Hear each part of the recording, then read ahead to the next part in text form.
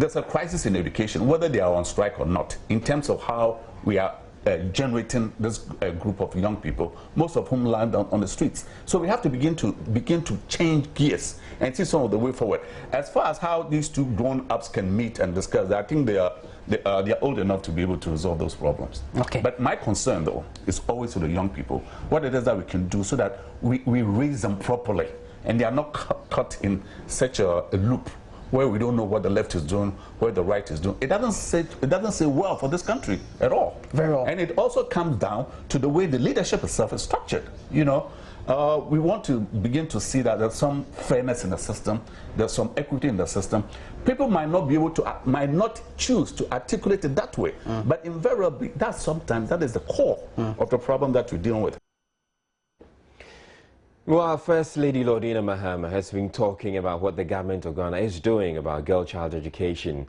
She was addressing First Ladies at the Investing in Our Future conference on the sidelines of the just-ended U.S.-Africa Leaders Summit. Excellency Mrs. Michelle Obama, First Lady of the United States of America, Your Excellencies, colleague First Ladies, distinguished guests, ladies and gentlemen, I thank the United States government and the George Bush Institute for this unique opportunity to be part of this event as we discuss the provision of quality education for our girls. I am particularly happy to be here because of our shared values of democracy and the excellent relationship that exists between my country, Ghana, and the United States of America.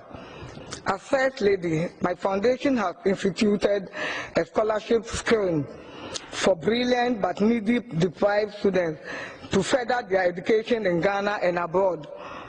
These girls will otherwise have dropped out of school and be exposed to social vices and defiant behaviors, but thankfully the scheme has provided them with a better future.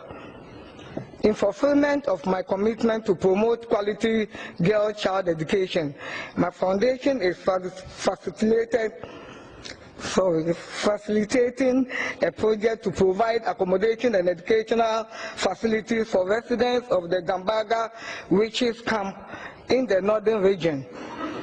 In line with the government policy of providing quality education for the children in Ghana, my foundation is working to secure funding for the construction of dining halls, kitchens, and teacher motivation program for the deprived communities across the country.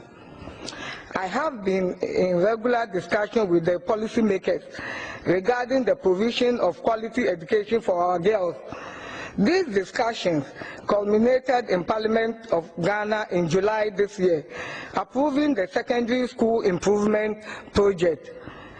Under this World Bank program, the Ministry of Education will provide scholarship packages for 10,400 beneficiaries from deprived communities in Ghana, and 60% of these will be girls. The government has also started the construction of 200 community-based senior secondary schools to solve the challenges of accessibility and thereby increase enrollment.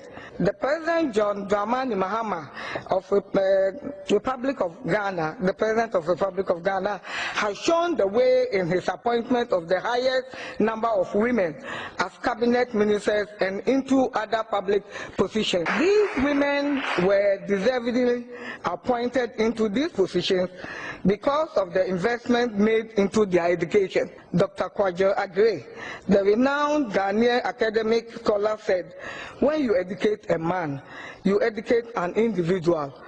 But when you educate a woman, you educate a family."